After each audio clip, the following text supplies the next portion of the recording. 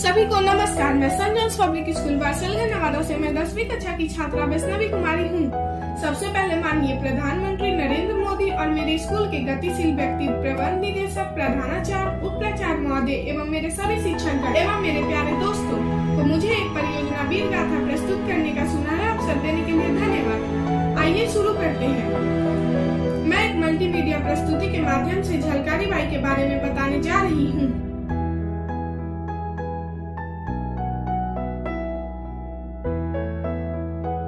इतिहास के पन्नों में खो गई है एक महान दलित महिला योद्धा की कहानी जो 1857 के प्रथम स्वतंत्रता संग्राम के दौरान बहादुरी से लड़ी थी। झलकारी बाई का जन्म 22 नवंबर 1830 में झांसी के भोजला गांव में हुआ था। उनके पिता दोबा सिंह किसान थे और मां जमुना देवी थी अपने माता पिता की इकलौती संतान। जब झलकारी अभी बहुत छोटी थी तभी उनकी मां की मृत्यु हो जाने के कारण उनके पिता को उनका पालन पोषण एकल माता पिता के रूप में करना पड़ा। चूंकि परिवार गरीब था और कोरी जाति का हिस्सा था, इसलिए उसे स्कूल जाने और औपचारिक शिक्षा प्राप्त करने का अवसर नहीं मिला। हालांकि वह बचपन से ही ऐसी थी, कुशलता से हथियार चलाना सिखाया और घुड़सवारी का प्रशिक्षण दिया गया। यह दावा किया गया था कि वह अपनी युवावस्था में जब एक बाघ ने उस पर हमला किया तो वह अपनी जगह पर खड़ी रही और उसे कुल्हाड़ी से मार डाला। झलकारी बाई एक महिला सैनिक थी जिन्होंने 1857 के भारतीय विद्रोह में महत्वपूर्ण भूमिका निभाई थी। उन्होंने झांसी की रानी लक्ष्मीबाई की महिला सेना में भी सेवा की।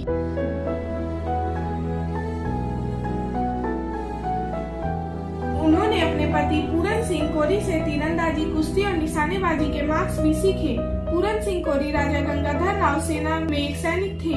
किंवदंतियों के अनुसार झलकारी बाई अक्सर अपने पति के साथ शाही महल में जाती थी और शुरुआत में उन्होंने वहां एक नौकरानी के रूप में काम करना शुरू किया। कई लोगों का यह भी मानना है कि झलकारी बाई की शारीरिक संरचना और उनका चेहरा रानी लक्ष्मीबाई जैसा था। जल्द ही झलकारी बाई ने रानी लक्ष्मीबाई की महिला सेना में एक पद हासिल कर लिया जिसे दुर्गा दल कहा जाता था और अक्सर महत्वपूर्ण निर्णय लेती थी रानी की ओर से। महाराजा गंगाधर राव की मृत्यु के बाद रानी लक्ष्मीबाई ने अंग्रेजों के विरोध के बावजूद शासक के रूप में कार्यभार संभालने का फैसला किया।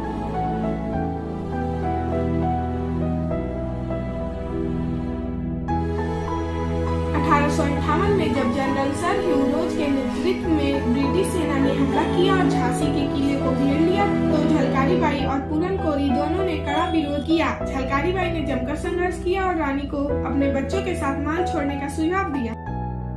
झलकारी बाई ने खुद को रानी लक्ष्मीबाई के रूप में प्रछन्न किया, सेना की कमान संभाली और अंग्रेजों से लड़ाई की।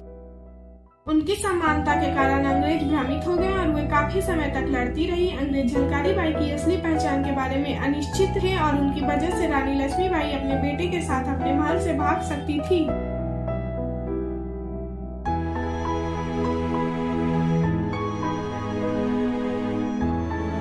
पूर्ण विकसित झलकारी रानी के बेस में सामने आई। भीषण युद्ध हुआ, तभी एक भेड़िए ने उसे पहचान लिया। झलकारी ने अपनी गोली का निशाना बनाया लेकिन गोली एक अन्य ब्रिटिश सैनिक को लगी और वह मर गया। अंततः झलकारी पकड़ी गई। जनरल रोज ने कहा कि अपनी रानी बनकर हमारे साथ धोखा किया और हमारे सैनिक भी बने, अब तुम भी मर जाओगी। झलकारी ने उत्तर दिया, मैं सामने हूँ, मुझे मार डालो। एक अन्य अंग्रेज अधिकारी ने कहा कि मुझे यह पागलपन लगता है। इस पर जनरल रोज ने कहा कि अगर भारत की 1% महिलाएं पागल हो जाए तो अंग्रेजों को सब कुछ छोड़कर यहाँ से जाना पड़ेगा। उसी युद्ध में पूरन कोरी अंग्रेजों से लड़ते हुए मर गया और जब झलकारी बाई ने यह बात सुनी तो कहा जाता है कि वह घायल बाघिन बन गई। वह क्रोधित हो गई और उन्होंने कई ब्रिटिश सैनिकों को मार डाला और जमकर लड़ाई की। कुछ किंवदंतियों के अनुसार उसकी हत्या कर दी गई और उसकी असली पहचान कभी उजागर नहीं की गई। हालांकि किंवदंती के अन्य संस्करण कहते हैं कि वह स्वतंत्र हो गई और तब तक जीवित रही 1890 और अपने समय का प्रतीक बन गया।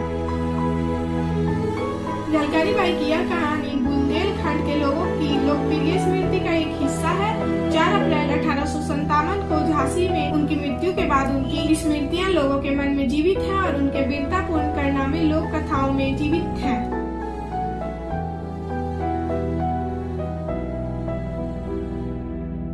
क्षेत्र में कई दलित समुदाय भगवान के अवतार के रूप में पूजा करते हैं और उनके सम्मान में हर साल झलकारी बाई जयंती भी मनाते हैं। उनका पसंदीदा नारा जय भवानी था। केवल एक दिन बाद जब दूल्हा जो नाम के एक व्यक्ति ने झलकारी को पहचाना, तब अंग्रेजों को धोखे के बारे में पता चला। उनकी मौत को लेकर काफी कंफ्यूजन है। सब खातों में उनकी मृत्यु का वर्ष 1958 बताया गया है और कुछ खातों में उन्हें आजाद कर दिया गया था और उसके बाद उन्होंने एक लंबा जीवन जिया और केवल 1890 में उनका निधन हो गया। ग्वालियर में उनके सम्मान में एक प्रतिमा है और 2001 में भारत सरकार ने एक योद्धा को श्रद्धांजलि देने के लिए एक डाक टिकट जारी किया था।